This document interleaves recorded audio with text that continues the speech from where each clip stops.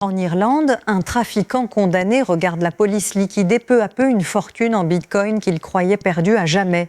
Les autorités irlandaises ont récupéré 500 bitcoins de plus, environ 30 millions de dollars, liés à Clifton Collins, dealer emprisonné il y a des années.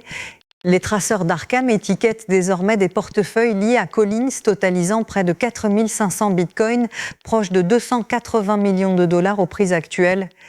Collins avait caché une grande partie de son magot et fait devenu célèbre, en a perdu les clés d'une partie, mais les enquêteurs ont suivi l'argent des années sur la blockchain. Comme chaque transaction est publique et permanente, les pièces n'ont jamais vraiment disparu. Elles sont restées bien en vue, attendant d'être tracées et saisies. C'est un rappel net que sur la chaîne, caché et perdu ne sont pas la même chose. Le registre se souvient, même quand le propriétaire donnerait tout pour qu'il oublie.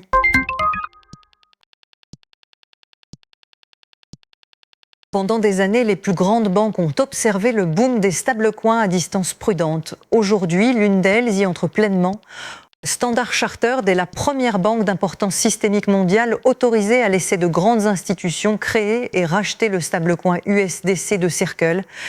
En clair, de sérieux acteurs institutionnels peuvent transformer des dollars ordinaires en dollars numériques via une banque mondiale de premier plan. Pas une société native de la crypto. Un stablecoin comme l'USDC est un jeton conçu pour toujours valoir $1, servant à déplacer vite de l'argent dans l'économie crypto.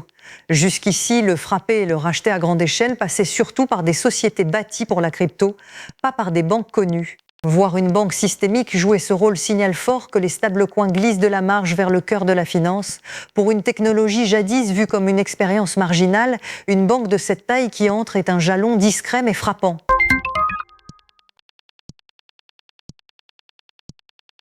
La même technologie qui déplace des milliards en paiement crypto a laissé une piste menant droit à un réseau terroriste.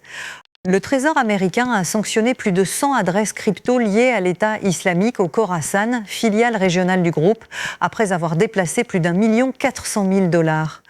Sanctionner une adresse interdite aux Américains et à leurs entreprises d'y toucher, et les plateformes doivent geler tout fonds lié.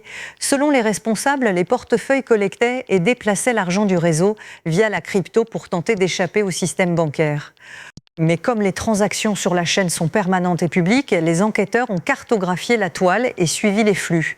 C'est la même réalité à double tranchant que la récupération irlandaise du jour. La crypto peut cacher, mais le registre peut aussi exposer. Cette fois, cette transparence s'est retournée contre un groupe que les États-Unis qualifient d'organisation terroriste. Abonnez-vous maintenant.